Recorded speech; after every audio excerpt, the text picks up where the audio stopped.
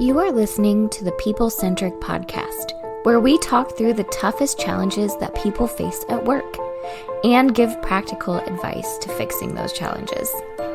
Thanks for joining our movement to create workplaces that are happier, healthier, aligned, and empowered by putting people at the center of all that we do.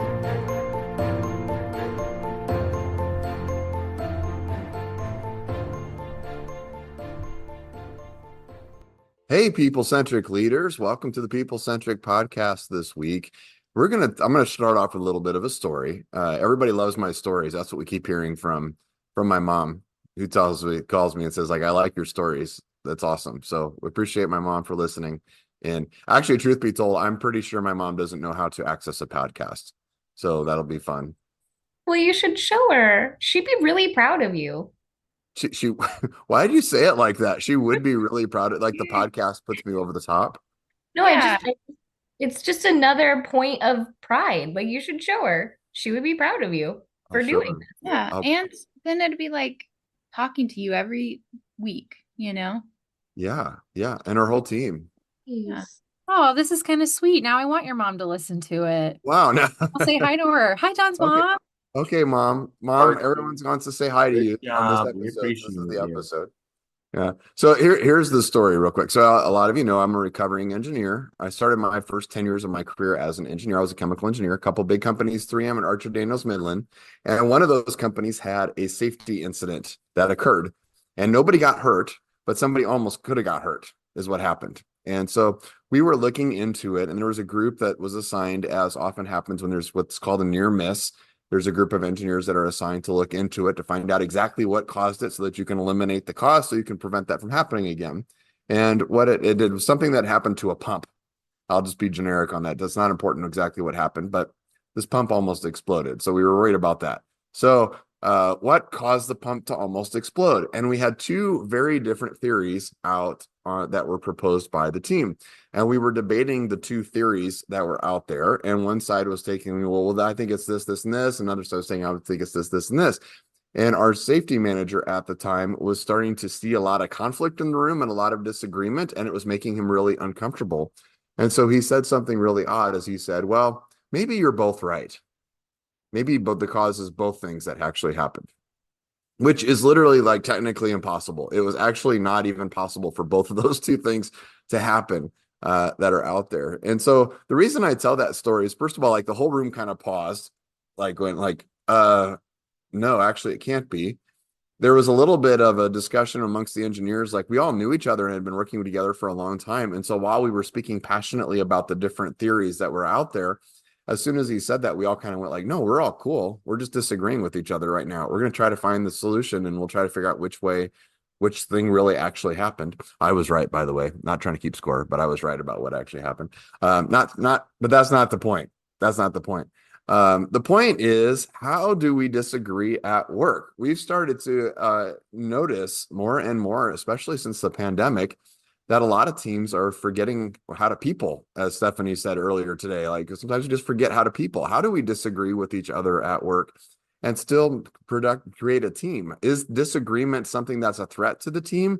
Is it a threat to harmony? Is it something that can tear a team apart? Or is it something that could bring a team closer together? So that's going to be the topic for today. Hint, hint, it's the latter. I don't want to cut to the end. You can just skip the rest of the podcast. Okay, no, we can't. They're all shaking their head. We cannot skip the rest of the podcast. There's good stuff here. We're gonna do the whole thing. Oh, okay. Yeah, I just thought we could save. Don's mom is listening, so we've got to do this. I thought we could just save some time and just say, yes, it's okay to disagree at work. Any questions? That's not how we can do that. Okay, all right. Yeah, I'm disagreeing with you right now. Diana is disagreeing with me, which I have learned is dangerous. So Diana, what's the worst disagreement you and I have ever had? Oh my God, no. No. This one right now. The worst disagreement. Or what's an example of a disagreement you and I have had? We don't have to say like the worst disagreement okay. I've ever had. Well, the worst, I'm gonna say the worst one. I'm just gonna throw it out there. It was when we were traveling in Kansas City. Was it Kansas City or Oklahoma City? See, you don't even know, which is part of the disagreement. I don't even know where we were going. Doesn't matter. But he kept saying, "What are the directions?" And I was like, "Just listen to Siri. She's going to tell you the next time you need to move." And he'd be like, "No, I need you to tell me." And I was like, "I'm not going to tell you because I am terrible at this. That's why we have the technology that the thing will tell you." Like, she's going to say it out loud. I don't have to. Yeah. This is before I had the car Say that it in advance too. Like it's not like she's supposed to say it in advance. She did say it in advance. So, but he wanted me to say what she was going to say before she said it. It was I was on a ridiculous. 5-lane interstate and I wanted to know if I was going to be getting off in 6 miles or in six feet. Well, we disagreed hard about how that should happen. It was awful. Yeah. Well, That was I our hated worst for you, fight to date. Diana. I am sorry that you could not look down at the device sitting on your lap in the car at the moment and tell me what it said. I just didn't understand what the point of that would be. Clearly. And this happened probably what, 8 years ago, Oh, 7 years ago, something like that. you're still in the old office. It's been It's 9 years. Yeah. 9 years. So at least we're over it now. Right. Yeah. At least the worst fight we've ever had was 9 years ago. It could have gotten way worse since then, And Yeah. it didn't. So Yeah, that's okay. Well, there's Diana. So whatever I say, you'll hear Diana say it probably opposite. So that's great. So it's not true. yeah. Well, no, it's true. It's true. It's true. Not Um, I'm gonna go to Philip next. Philip's with us here. Philip's been a little bit quiet, or we've talked over him a couple times here. Philip, you're a very positive person. Do you have disagreements with people at work? I am a very disagreeable person. You should, yeah, no, no. Everywhere I've worked, when I worked, really anywhere I've worked, people have been like, "You're just like sunshine," and I appreciate that. But when it's time, I don't like conflict, and so I think for me, I have a whole internal process. If I'm going to be the initiator to bridge a conflict, I have lots of things I do to prepare for that. And for me, it's always the conversation of it's just as simple as a countdown. I'll count down from 10 right before you actually make the call to schedule an appointment or to go in person. Like I just have to count down. And then you're like, okay, we're going to go for it. And it usually works out well. But on a recent road trip to Colorado, we were talking with some friends and this subject came up. And, driving from Springfield to Denver, you're driving through Kansas. So what could get worse? And we just started talking about all the conflicts. We've not had a friend group of us in the car, just like our own experiences, separate but in previous life. And they were like, how many conflicts have you had? I started naming them. There have been a few, like really crucial conversations that I initiated, whether it's like with peers or with leaders. And I think for me, my tendency, I tend to not like bridge those until I'm like, there's more value by bridging it than not, right? Like I don't just bring it up all the time. But that's my approach. So I probably could continue growing in that too. But when it's worth it, it's worth it. So you got to do your countdown and then jump into it and have a good conversation. I like that, Philip. And one time you told me something I think it's really important is you said, while you're a positive person, positivity doesn't mean that you always feel positive about everything. Yeah. Yes, that is true. So while you might see somebody on your team like, oh, they never have a conflict. They may actually be disagreeing with you and they may be working towards figuring out how to bring that up.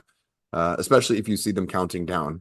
Apparently that's the moment, Yeah, if you see me talking to myself with numbers, yeah. buckle up. No, that's when I run, right? Because I'm like, Philip's about to explode. Yeah, that's right. 7, 6. Here it comes. Yeah. So Stephanie, you're more of like I'm going to take conflict and punch them in the face kind of a person, right? Would that be? Yeah, I am. That's gotten me in trouble before. I would say I'm a little bit of like, I think we should just fight and fight me. And I think we should just like get it out and get it over with. Like that is my MO. Like I think conflict makes me uncomfortable, but I think the route to being comfortable again is just to like do it and to fight through it and do that. And now this doesn't mean that I'm like a total jerk. Like I'm a pretty sensitive person. So probably after that happens, I will have to like cry about it or go talk to my therapist and process it. But I generally am like, if there is conflict or there's an elephant in the room, I'm just like, we're talking about that. We're doing it. We're talking about it. And I just think you need to fight sometimes. I like that. So I like that distinction too, because sometimes we think that positive people are never want to do conflict, but there's still conflict. They still feel conflict. And then sometimes we feel like people who are willing to have the conflict are saying, no, no, no, let's fight it out. They almost enjoy it. And it's saying what you just said is, no, I'm not enjoying it necessarily, but I just want to work it out. I just want to make this all happen. Right.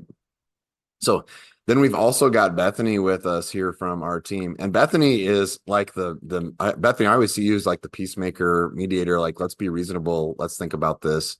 Do you like that? Would you agree with that in terms of your role? Yeah. And how do you see conflict playing that role? Yeah, because I kind of think that like you don't have to get into an argument. Like if you disagree about something, it's just like, why don't we just have a conversation about it and like try to be really level-headed? And I might ask you questions and they might hurt a little bit, but I just have to ask the question to be able to have the conversation and vice versa. So it's like, as much as possible, if we can remain like if we can not get defensive and come into a conversation and just like ask the questions we want to ask and then be able to talk about it, then that's what I want to do to try to find some kind of peace. Yeah. So I would definitely say I don't want to be like a peace what is it? Like I don't want to be a peacekeeper. I want to be a peacemaker. And I think there's a difference between those two things. Yeah, and say the difference between those two things. I think I like that language. I haven't heard us say that before. I really like that. What's the difference between the peacekeeper and the peacemaker? Well, I think a peacekeeper is somebody who like avoids conflict, like what we were kind of talking about, just to keep peace so that there's no arguments or conflict. Sorry, there's a baby in the background if you hear a baby squealing. But then I think a peacemaker is somebody who says, no, we have to address the conflict to create peace. So one avoids and one addresses, I think. I like that language a lot. I think we'll have to keep using that. I don't think we've used that before. You can be a peacemaker or a peacekeeper, and those two things definitely work together. So let's start off by talking a little bit on this topic about, let's say you're at work and you disagree with somebody about something, and it's a significant disagreement. It's not one like, okay, well, I didn't like the type of cake you picked out for the party or the color of something or something. It's significant. It's a significant disagreement. First of all, how do you know whether you should bring it up or not? Because there's certain things I'm sure that somebody might just come in and you have a small disagreement on, and it's like, it's not worth bringing it up. How do you know if it's worth bringing it up or not? I think in my family, we have a saying like, is this the hill you want to die on? Right. And so that always just comes into mind for me because that was said in my household a lot, and I come from a family of all girls where we were all very assertive. So that was a question we'd get asked when we would storm into the room really angry. My parents would be like, is this the hill you're going to die on today? Because like, you can die there if you want, but this is not going to be pleasant. And so I will sometimes like, again, because I'm more naturally assertive, I will still weigh it. Like, okay, is this something that like we are really opposed on and we can't move forward if we don't have like agreement in some way? Or like, does this not really matter? It might not be the way I would want to do it, or I don't really like it, but it still accomplishes our goal, works us toward the mission. And so a lot of those, like I'll let pass by. And sometimes that's where you have to put your ego aside and be like, your way isn't always the right way, Stephanie, which is hard to hear. Even myself say it, but of like, sometimes you have to decide, like, is it worth fighting with somebody? And also knowing the person, right? Of like, if I argue with Bethany, I know we're going to come to that moment of peace. Like she's not going to let the conversation end in a bad place. And I really appreciate that about you, Bethany. But I have other people in my life that would like walk out and the conversation would leave in a really bad place, or they would shut down. And so I think like, I don't want to damage the relationship. If I don't think we can come to peace at the end, then it might not be worth fighting over it. I like that a lot. Yeah. I'm also super assertive, and I'm a kind of like Philip. I gotta wait it out. I'm gonna take a beat. I'm gonna take a beater. And usually, because guys, I'm not gonna lie, I think everything is important in my brain. It's all important, and conflict is necessary. And like I'm one of those people that want to go and just like stand on that hill and die on that hill all the time. So I usually take a beat for like a week. Like it's a long, like I need to, if this thing is still bothering me a week later, that's when I'm going to bring it up. So yeah, I'm more of a wait it out, but I love, yeah. I think that idea too of like, how is this a one-off, right? To your point, Diana, I probably have high standards all the time. And so if I addressed all the things in life that I thought didn't meet my standards or weren't going to be done the way I would have done it, I would nonstop talk to people all the time, like in a healthy and unhealthy way, right? It would just get to the point where it's like, stop it. No, like we got to move forward. And so for me, I think there's several things like the size and scope. If it's something that, to Stephanie's point, is this a hill you want to die on? I would die on the hill if the conflict comes from someone doing something that's totally against our mission or our values or our vision, right? You're like, no, that's actually the opposite of the alignment of what we're supposed to be doing. And if it's something that's ongoing, you're like, this happened last week and then again and now again. And so clearly it's not just that you had an off day. There's something deeper going on here, and this is really important. If you jumped in right away at the very first time you see any inkling of difference, I think that can get to be that can be hard to manage too. And then consistency is the last thing. My wife and I were talking recently about just like a different situation in our own circles about like, okay, like how could we go about addressing this with, a person and kind of just leaning in and talking with them. We were like, are we being consistent in our own standards of like how we treat all the people around us, not for any other reason than just like, are we being generously consistent? And so I think those are all measures that are helpful. That's really good. We talked about different aspects of that. There's obviously some things that if somebody brought up that you should have conflict on, but we know that we don't. There was recently a Boeing plane where a panel flew off the side of the plane in mid-flight. And later it was discovered that there were bolts missing from that plane. As an engineer, and I've never put together airplanes, I know there are lots of procedures to prevent that from happening. Like it's literally like if there's bolts left over, there's supposed to be counts, there's supposed to be checks. I would guess that somewhere in that process, somebody saw something that was not right and didn't say anything about it. Somebody saw something that wasn't being done right and didn't say a word about it. We also work a lot like in healthcare space, and we know that a lot of errors that happen in hospitals are actually spotted by someone on the staff who doesn't say anything about it. So there's certain types of conflict that we would all agree, I think, listening to it, to say is really important to be able to address. But then we also talked about there's maybe some that maybe we don't address. Only thing I would add to what you all said, which I think is really good, is that to me, if there's a conflict with somebody that's going to change the way I work with that person, potentially, or change my opinion to that person, then I like to try to bring it up. Like I want to try to dive into that a little bit more. Like if I'm so that I'm not assuming something about that person, especially if it's somebody I'm going to be working with for a long period of time. It's like, hey, could you explain that a little bit more? Can we dive into that a little bit more? Because I'm starting to create a story in my head, maybe that's not very good, and I want to understand more. And so sometimes I'll lean into conflict, even if it's a minor thing.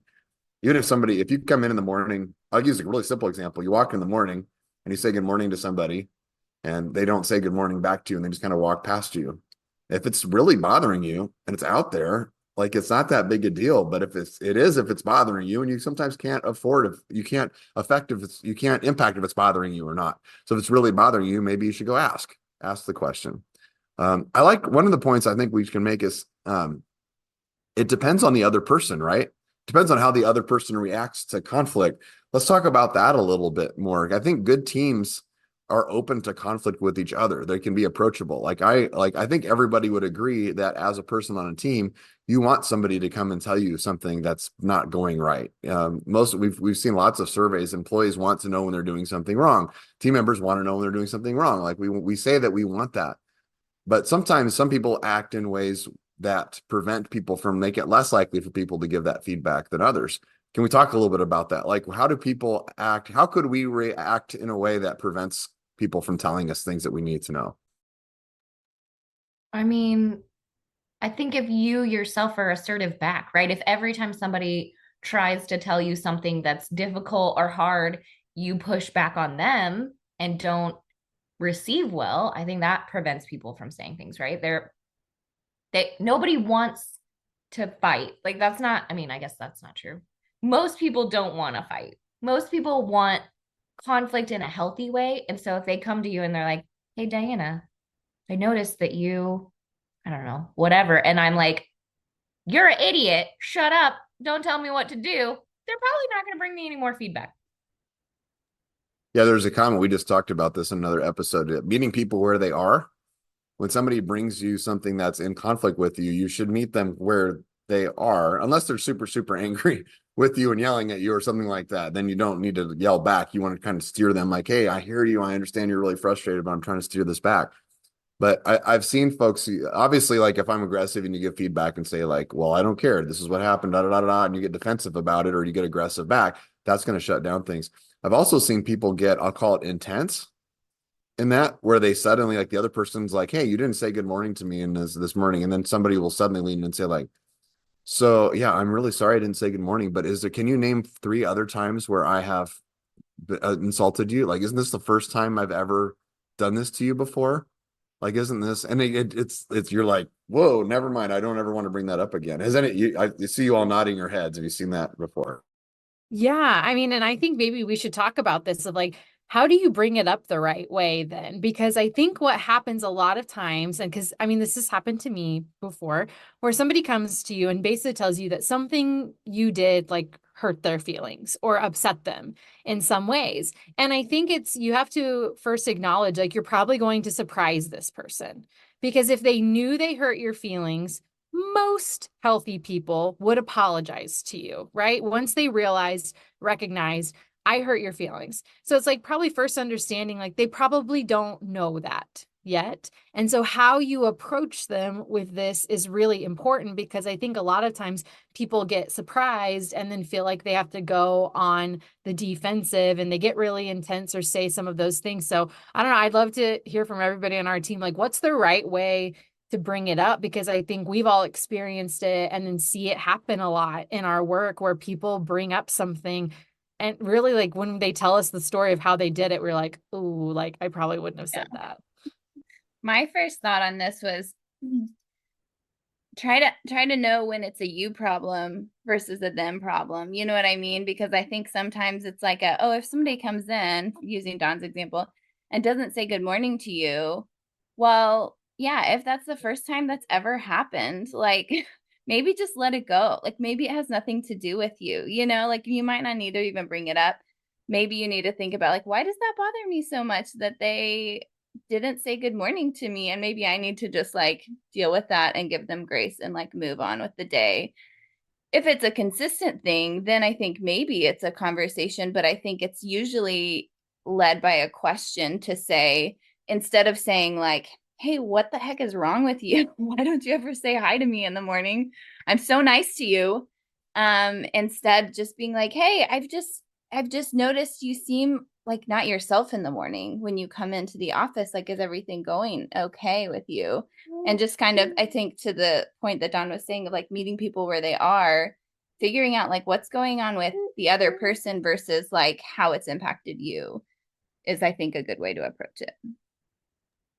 Yeah, I like that. Oh, sorry, Don. Too. I saw this online recently, so I can't claim it, but someone said if somebody ever approaches you like really aggressively with something and it feels out of the blue, like they were saying a great first question to ask is like, are you okay? Or when someone says something maybe off color or inappropriate to you, just to look at them and be like, are you okay? Because it's really disarming to ask that type of question and to approach somebody that way. Like I loved how you framed that, Bethany, of like, hey, like I just noticed you don't seem as peppy in the morning. Like Philip, you're normally really positive and happy when you come in, and like this past week it hasn't seemed that way. So like, are you doing all right? And instead of like internalizing it, because like I'm a recovering people pleaser, and my brain immediately is like, well, we have to ask them and we have to figure it out, because if we did something wrong and we need to fix it and da da da da da. And like sometimes that's not it at all. They just need somebody to ask them like what's going on in their life and their world, and that is really impacting how they're showing up. And I think what you guys are saying is also another key of like, start with a question, right? Don't just go like, hey, Don, I have some food back for you and you need to hear this. Like, start with a question, ask them how they are, get them talking about the situation to draw them in, so then you understand more fully and don't have to be on the like aggressive side of that and put them on the defensive side of that immediately. For sure. And I think like make it a kind question. Like I can think of a boss I had once who like had gotten the advice you should ask questions to people before you bring something up, because they were a little bit brutal, and well, a lot of it brutal in their feedback. And so I can vividly remember one time something happened. I did not know I hurt someone's feelings, and they sat me down and they said, can you think of anything you've done wrong recently that might have upset your coworkers? Not a great That's question. not a good question. That is not a good question. When I tell you I reacted poorly to that, it was bad. Well, I had a leader one time, I messed up something, a shipping thing, and the leader came to me and said, "What were you thinking?" Technically that's a question, but I don't think she wanted my answer to that. So it was like not a great question. So you're right. A well-framed question. Not like, who do you think you are? How dare you? I like, Stephanie, how you know, your Instagram quote of the question of them, like, are you okay? And I think pairing that with what Bethany said, if you kind of just ask yourself first, also, like, am I okay? To Don's point, like, okay, someone didn't say good morning to you. Are you okay? Yes. And if you're fine, like, then you can approach a situation with far more calm. You know, the way Bethany preaches it, like the peacemaker approaches that idea of, like, let's have a conversation, right? If you're worked up and you have had an injustice done to you, that'll come across with the how dare you? Can you think of something you've done wrong? Which is different than like, hey, I want to talk to you about something that's important to me. And I think we have some questions for each other. I want to make sure we're on the same page. Like that's a very different thing. And if you're not okay, even if you've been unjustly treated or whatever it might be, or have a real cause to talk about, that'll come across. So am I okay? Are you okay? Let's be okay together. I always really love like that, Philip. yeah. No, go for it. Oh, I was just say I really like that of asking yourself that question first. That's a good, just simple prompt. And sometimes the answer might be like, no, I'm not okay. And I'm still going to bring it up because like, I know for myself, there are certain things that are, to use the, word triggers for me, right? Like different things have happened to me in my life or in work that sometimes make situations a little more sensitive for me. And so sometimes if I ask myself, are you okay? I'll say no. And then I'm like, okay, I still want to bring this up. But then I'm doing it not to confront that person, but with like vulnerability to help that person understand me better, to say, hey, I know that this is normal. And like maybe this is like totally normal. It's not on you. It is on me. Can I just share with you why that's hard for me? And like, it's me sharing a little bit of my experience to help that person understand and work for me better. And for me, it's almost like conflict that helps us avoid conflict. Because if I bring it up, like it still might hurt that person's feelings a little bit because generally then they're probably going to feel bad that they did something and they didn't realize that that was going to be really hard for me or it was going to be a really triggering conversation for something. But again, I think it helps sometimes that if you answer, no, I'm not okay, it can be a trigger to say, no, you shouldn't have this conversation. Or maybe you should, but you're going to need to have a really vulnerable conversation with somebody. So we're recognizing that if you feel some conflict with somebody, first of all, that you are flooded with feelings. But what we're saying is the best approach is to seek out the feelings of the other person. Is like, let's understand where the other person's at. What if the other person is your boss or is a manager or has some level of authority over you? Let's talk about that. What love that obviously adds some layers of complexity. But let's say your boss says something in a meeting and you disagree with them. Let's talk about something. Let's talk about the best approaches for that. Type out a letter, sign it anonymous, roll it up in a bottle, and leave it in their office. I think that's a very safe and healthy approach. Very smart. Anonymous is key there. Anonymous. Spell it correctly. It's hard to spell. Yeah, and you've got to cut it out in clippings or type it so they can't tell it's your handwriting, right? Yeah. People are listening right now going, really? Really? Okay. All right. We're going to go buy some magazines now and do some clipping. No, we're all laughing. You just can't see us all laughing at the same time or hear us all laughing at the same time, but oh, don't do that. So don't do that. So what is the approach? How can you bring it to a boss or a manager and it still be safe? Because there's an added layer of risk to that. If they get ticked off at you, a manager could look at you and say, like, you're not a team player and I'm going to push back. Yeah, I think with the bosses scenario specifically, I think it depends on a couple of things. One, what are you disagreeing about, right? If the boss is saying, hey, we're installing this new process and you're the one that does the process and you're like, did you think about this thing, right? And disagree with that, I think that's a safe thing to disagree about, right? But if there's other things, right, and you're in a larger group setting, I think you should be cautious about the setting. You should be cautious about the relationship. You should be cautious about the actual thing that you're disagreeing on. It just adds a lot of layers of complexity to the actual conflict. Yeah, actually, one of the things I was just going to expound on one of the things you said, which is like the setting. I think that's a really also Audrey's joined me. I forgot she's with me. So baby's looking at the ceiling now.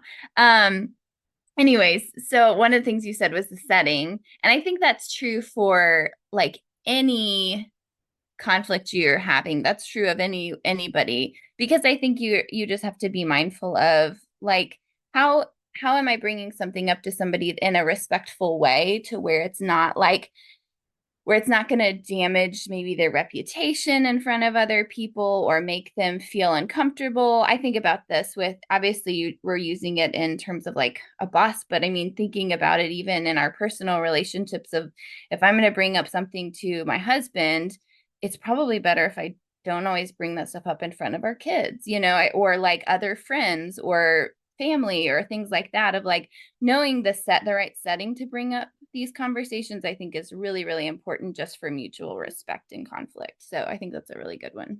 Yeah, you're talking about safety here overall. So how can you make it safe? And you often think of it like, how do I make it safe for my manager or my boss? Because you think, well, they have authority, but safety, sometimes that means I'm not going to embarrass you, right? If there's something that they're obviously wrong about, and if everybody knows it's wrong, sometimes it's good. It depends on your team. It depends a lot.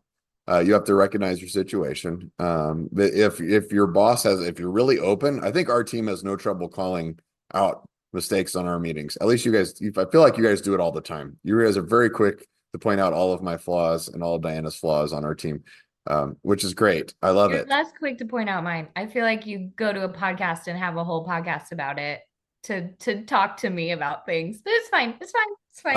I code the stories about Diane. Yeah. I heard this person named Diane who we work with a long time ago. Don's easier to agree with. That's 100% true. So then, I mean, it's the flip side too. So if you're a manager, you probably the right moment, you probably say, I want people to disagree with me. I want people to tell me when I'm wrong. So what can managers do to help create the safe environment where people can bring them things back when they know that something's wrong? I mean, I think you just said it kind of, Don, and framed it really well. And that's the thing you've done with us. Like, I want you to tell me. And you've been very like clear and open with all of us that like you want the feedback. You want the feedback in the moment. You're comfortable with it being somewhat direct, right? Like we all know, like, don't be brutal, right? But like if something's wrong, like it's very safe and comfortable on our team in the middle of a meeting, be like, hey, like I don't think that number is right. I think we need to look at that more. I don't know that you pulled the right research for that, right? That we do that because you've told us we can. And I think so much of that is permission based, that managers oftentimes do not ever tell their teams, you can give me feedback, or I want feedback from you. Or if you see something that is wrong, I want you to say it and bring it to me, even if I would be the one at fault. And I think that's why people get really afraid, because they'll usually only see the reaction to something and then freak out like, oh, if I bring them something, then that's going to happen to me too. I'm going to get in trouble for whatever it is. But I think it's you saying, yes, you can bring this to me. And then I know you're very intentional, because I know there are times we tell you things you don't like, or you would have preferred us not to say it to you, right? But you stay very calm too, where like we might have a longer conversation about it later or process it later, but we try not to embarrass you and you try not to embarrass us.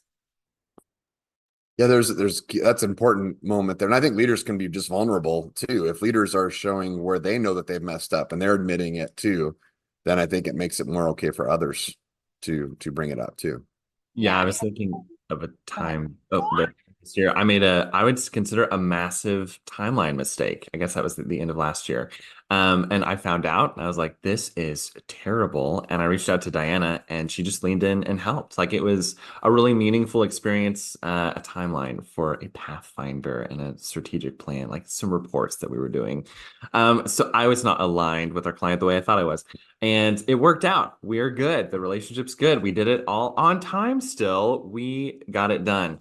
But both like in how you both as leaders receive, I think you also share that same level of, to Stephanie's point, And I think it's that really crucial question, like mistakes do not mean that you're a terrible human being and that you're going to like disappear.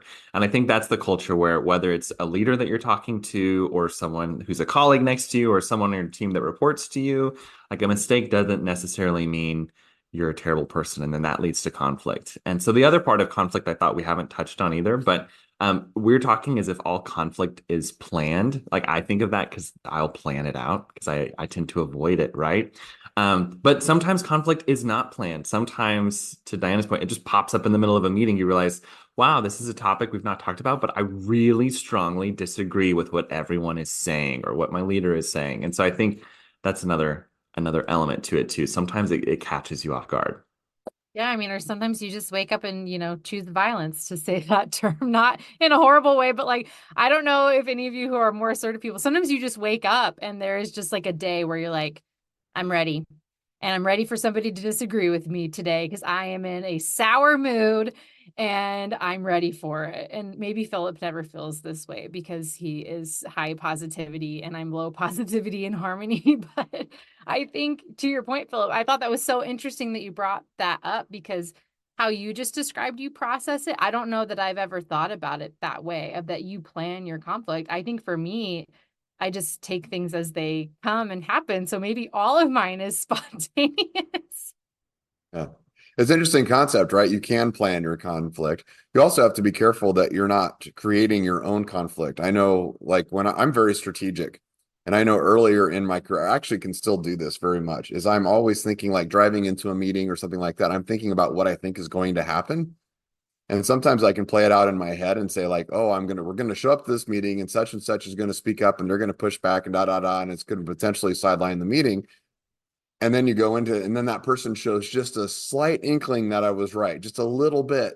And then, like, early in my career, I just pounce on them. Like, I know what you're going to say. I'm going to and then you jump on that person. And one of the best ways to really make conflict go the wrong direction is what we've done whole episodes on this, is to presume someone's intentions. So the idea of that is to say, I know what you're thinking. Psychologically, if we're in a conflict and I tell you what you're thinking, that the other person shuts down. Like, it's immediately, now we go back to the emotional side of our brain. We were going to fight. Now we're fighting. It's, I know why you did that. I know what you're thinking about. I know you brought this up. And a lot of conflict that seems to come spur of the moment actually probably comes from that. It's the person actually building up feelings over time, starting to create a story about the other person. That person's a villain. I'm waiting till they show up. We use that example. We've talked about heroes and villains before, of like, if you're Batman and the Joker comes to your house and tries to give you cookies that they fresh baked, Batman's still looking at them going, like, what are you up to? You're up to something. I don't know what it is. It doesn't matter what the actions are if the person really is a villain. And the truth is, very few of us actually work with villains. But let's pivot on this a little bit, this discussion, because so far all the things we're talking about are like really healthy in terms of how we approach things. But what if the other person doesn't react well?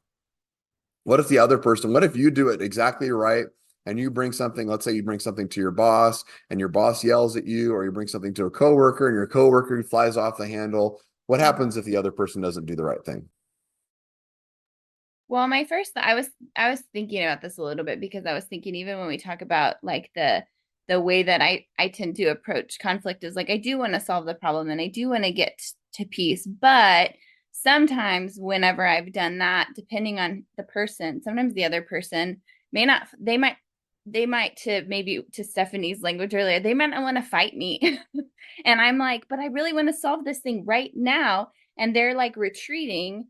And it's like, no. And I want to, and so sometimes I can want to push and keep trying to like pursue the conversation when they're clearly not ready to have that conversation for whatever reason. And that's something that like I can't control and is difficult sometimes. And so I have to make a decision in that moment to either decide, like, is it worth it to keep pursuing it, which we kind of talked about earlier? Is it worth it to keep pursuing it? Or can we just not have a productive conversation right now? And do we need to like come back to it later and find another time to bring it up, or to just tell them like, hey, I really want to talk about this, but like, when's a better time to talk about it because you don't seem ready to? And you know what? Their answer might be like, never, thanks, which is really difficult. So, I mean, yeah, I think that's definitely a challenge that I can't say that I fully mastered. But is there. Yeah. It's a really hard thing to do if the other person, especially in a state of rage. I like your point there. Like we often say, don't fight angry. Because if you're angry, you don't think very clearly. You don't tend to do the right things. Your brain's trying to hurt the other person, not help the other person. So taking a timeout is a really good play for sure. Yeah, I think the pause is powerful. Like, and just even saying sometimes, like calling it that, like, hey, like we're gonna stop for now. We're gonna pause for today. I know we've got a lot more probably to discuss here. It seems like we've uncovered some things, in wounds, but I think the power of saying, like, you don't have to see it through all the way to the end in one setting. And sometimes, frankly, like that is impossible. And I think like I have seen myself make that mistake at like, younger points in my career, or I can think like when I was in college and I was very like gung ho, we're going to change the world and like get out of my way. And it's sometimes you can't actually accomplish the whole thing. You can't resolve the conflict in one setting or one meeting, no matter how late you stay up, or how long you go. And so I think it's really important to put a pause when we either recognize, okay, yeah, we've gotten to the point where our brains are just trying to hurt each other now and win versus actually find a solution. Or maybe you tap on something that turns into a much bigger topic. Like you thought you were just bringing up one small issue, and then your boss is like, no, you're talking about the entire future of the company. Right. And so it may not be something that you get to resolve in one conversation, and knowing when to pause and that it's okay to pause, and that doesn't mean that this has just become now a passive aggressive topic. Because I think that's the other people make when you take a pause, is then you start treating each other differently during the pause. And it's just like, as much as you can, just respect what it is. It just means we're going to continue this conversation later, not just that we're both going to remain mad at each other for like a week. Yeah. So sometimes it's just sit there and take the punches for a minute and let the other person just get it out, and then say, okay, let's come back and talk about this more. Thanks for bringing that up. Sometimes it's you got to meet the other person where they are a little bit and say, like, what do we both care about? Like, what do we both want? What do we both want as an outcome for this to try to solve the problem? But I want to bring up something that I think all of us have heard in different coaching. So we do a lot where we are working. It's funny, people sometimes ask as we do the podcast, like, do you guys do this for real? Like, is this really your day job? Yeah. The podcast is like a side thing for all of us. Like most of our day is spent working with real teams, real managers, real people. And a lot of times they're in conflict. It could be an employee in conflict with a manager with an employee, two employees with each other, two managers with each other. All those different things come up. But one of the most common things that I hear from somebody when we're coaching and talking about the conflict is they will say, yeah, but they, and those are the words, yeah, but they didn't do it right. They aren't bringing this out. They aren't doing this. And the advice that I try to give is, but stay the high ground. You can only control what you do.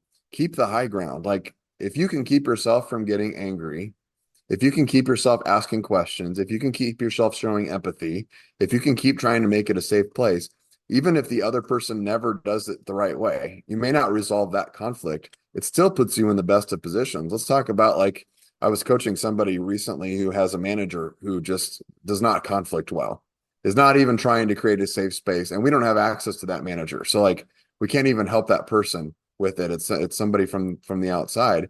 And I gave that person advice, and they said, well, but my manager keeps coming back and they'll yell at me if I bring something up, and they'll do this and they'll do this. And I'm like, I keep saying, keep the high ground and keep coming back calmly, keep asking questions, keep trying to find common space, and go look for a new job.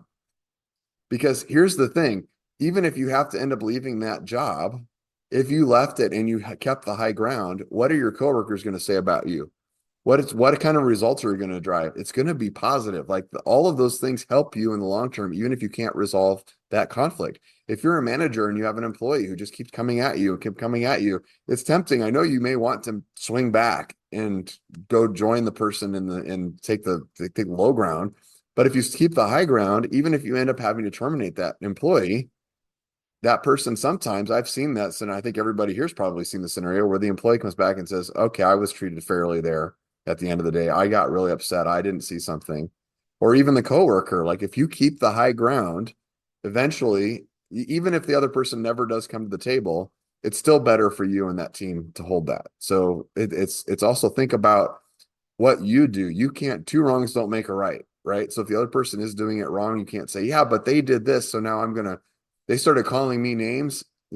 Don't start calling them names back, right? That's just joining them down in the hole. That's not good. Yeah. And I love how you said that they use the they language, right? They say things like, they do this, they do that. And when I know I'm going into conflict and doing that sort of stuff, I try to make sure that I use we language and remind myself, if no one else, that we're on the same team. I want a resolve. I want a result, right? We're on the same team. We're friends, we're coworkers, whatever it is. We're in this together. And there's a reason that I want to have the conflict. There's a reason I want to resolve the conflict. It's good intentions and we're in this together. Yeah. And I was going to add to that. I mean, I'm glad you said that, Diana, because I was thinking that too, is like one of the most, yeah, where somebody has said that to me before, like whenever we're like about to start some conflict, like it's like right on the edge. And somebody literally said to me, we're on the same team. Hey, we're on the same team. And it was like, it just kind of like snapped me out of it for a minute to be like, oh, yeah, you're right. We are on the same team. Like we're working towards the same goal. We're not against each other. Like we're supposed to be on the same path. So I think it's powerful to even just say those words to the other person sometimes.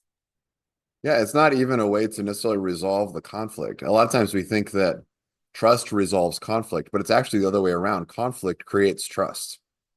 If you have somebody that you've never disagreed with and you've worked together, you probably haven't worked together very long, and you probably aren't in a very deep relationship, and you haven't probably worked really closely with them. Like you really haven't gone to battle with somebody. If you've gone to battle with somebody, you've really worked closely with them and you've disagreed with each other, and you've been able to bring those things out, especially if it was emotional for both of you, and especially if it went south for a little bit and you brought it back, those are the people that that you get along with really well. Like I always think, Diana, that trip that we took there was pretty early in our work relationship, and I think it was good from a standpoint of that, because we knew that we came out of that and it was still okay. Like we still drove, we had a long drive back to the office after that and everything else. And I don't think at least I wasn't ticked off at you for a long time. Maybe you were ticked off. Maybe you're still not over it. I mean, I'm clearly still not over it. I brought it up 9 years later. No, I'm kidding. No, I do feel like we were able to because you were like, what is your deal? Why can't you just do? And I was like, I don't think you understand. I'm terrible at directions. You should trust Siri more than you trust me. Like it's just like really just don't. And so we kind of joked about it, and it was still a deep conflict for both of us, because you were like, you're the co-pilot. And I was like, that's not happening. And so, but we never got mad at each other, really. I mean, I think we were both frustrated with the situation, but we never treated each other like we didn't care. We never moved there. And so I think it was good that we realized, like, we can have conflict, we can disagree about how something should be done and still treat each other well. Yeah. If Matt was on, he would bring up the Diana's legendary sense of direction when you two traveled together and you walked out of the hotel for 3 days in a row and turned left to go to walk to the office. And on the fourth day, Diana walks out and leads the way and turns right. And Matt's like, where are you going? We've done this 3 days in a row where we went, it's that way. And Diana, oh, okay. I have no cognitive map. Please do not follow me. It's bad. So it is truly understanding each other. The conflict helps us to understand where each other's coming from and understands maybe where some of our strengths and weaknesses really are. So that does help us to work better together long term. So not only do we not want to avoid conflict, we don't want to just be the peacekeeper, right? So that don't bring conflict to that. Because I've heard people say in my career, like, I want this team just to get along. I do not want any conflict on this team. And those teams that I've been on like that are very fake. They can't disagree with each other. There's things that they know that doesn't work. It's those projects that at the end where you go around the room and say, does anybody think this is going to work? And everybody's like, no, I really don't. Well, why didn't anybody say anything? It's not really my place. It's the too nice. It's the church council syndrome thing that we hear a lot, right? It's the group that's like, we have to sit together and we want to be nice to each other. So even if you have a terrible idea, I'm not really going to shoot it down. I'm going to just build on it and say, oh, maybe we could do that. That sounds like an interesting idea. that's not really a team. That's just a group of people trying to be nice with each other. And you take that stuff home with you anyway. So I think this is, yeah, go ahead, Stephanie. Just to add one point to that of, we'll say a lot when we do like different, like team dynamic workshops and communication workshops with people, that a team where everybody thinks exactly the same way has a lot of harmony and there's a lot of peacekeeping, but they probably accomplish less, right? Because everybody's looking at things the same way. Nobody's willing to disagree or look at it. But if you have a team that has a lot of different personalities and perspectives, they probably have more conflict naturally, but they also naturally accomplish more. And so I think when we say that sometimes with our clients, it helps reframe conflict for them, of like, sometimes conflict is the way to get to like accomplishing something more or innovating on a new idea. And we may not all agree on the how or the what or even the why sometimes, but at least we talked about it. At least we figured out, like, is that the way we want to go, versus like what Dawn was saying, where it's like the church council, where like no one's really going to disagree, but then we're all going to do things that we know really aren't going to work. Yeah. Yeah. And to add to that, I mean, another thing you probably heard us say on the podcast a lot is that good communication only happens when you know you might be wrong. And I think that that's a huge part of this conversation too. And we talked about it a little bit, of just the vulnerability in these conversations. And so I think that's a huge one, is just if you can come in, and we usually always think we're right, but if we can come in and just say, maybe I'm wrong, maybe I'm missing something, help me understand where you're coming from on the other side of things too. Yeah, that's great. Yeah, teaming is hard. Like, working with each other is hard. That's why we talk about the whole people-centric thing. We are complex beasts, and we don't always think rationally about things, and especially when we feel threatened. And so work to make sure that we don't feel threatened when working with others. Like, seek other people's input. Don't be threatening when someone approaches you. And let's embrace that conflict. Let's figure out how to conflict together, because if you can do that, then you can build a really strong team that works together. So this is a great episode. Thanks everybody here for participating. And if you have any ideas, please shoot them our way. We'd love to hear from you. But thank you so much for joining us on the People Centric Podcast. We'll see you next time. Thank you for listening to the People Centric Podcast. We are so grateful for you joining us every week. If you like this content, please like and subscribe. Also, feel free to share on your social media with everyone that you know. It really does help us. If you would like to contact us, I have put our information in the show notes. Please reach out anytime. We love hearing from you. We will be back next week with a new topic. Until then, be well and lead well.